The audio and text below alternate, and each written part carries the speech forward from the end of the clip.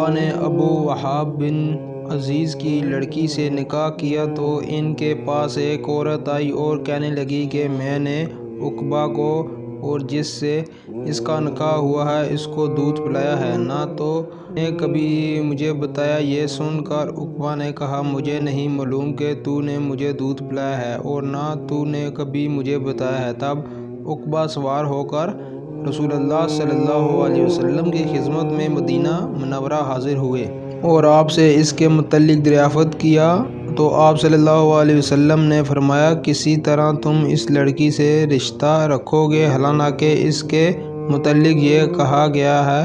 تب عقبہ بن حارث نے اس لڑکی کو چھوڑ دیا اور اس نے دوسرا خاوند کر لیا۔ صحیح بخاری حدیث نمبر 88۔ جب کوئی مسئلہ درپیش ہو تو اس کے لیے سفر کرنا کیسا ہے؟ اللہ سے ڈرو جیسا کہ اس سے ڈرنے کا حق ہے، اور مرنا تو مسلمان ہی مرنا، اور سب مل کر اللہ کی ہدایت کی رسی کو مضبوط پکڑے رہنا اور فرقے فرقے نہ ہو جانا، اور اپنے اوپر اللہ کی اس مہربانی کو یاد رکھنا جب تم ایک دوسرے کے دشمن تھے تو اس نے تمہارے دلوں میں الفت ڈال دی اور تم اس کی مہربانی سے بھائی بھائی ہو گئے، اور تم آگ کے گڑھے کے کنارے تک پہنچ چکے تھے تو اس نے تم کو اس سے بچا لیا۔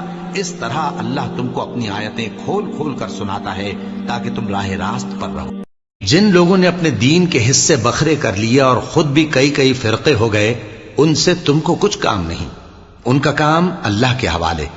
پھر جو کچھ وہ کرتے رہے ہیں وہ ان کو سب بتائے گا۔ جو کوئی اللہ کے حضور نیکی لے کر آئے گا تو اس کو ویسی 10 نیکیاں ملیں گی، اور جو برائی لائے گا تو اسے سزا اس جیسی ہی ملے گی، اور ان پر ظلم نہیں کیا جائے گا۔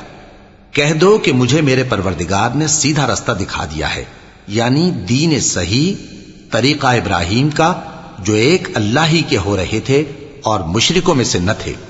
یہ بھی کہہ دو کہ میری نماز اور میری قربانی اور میرا جینا اور میرا مرنا سب اللہ رب العالمین ہی کے لیے ہے، جس کا کوئی شریک نہیں، اور مجھ کو اسی بات کا حکم ملا ہے، اور میں سب سے اول فرما بردار ہوں۔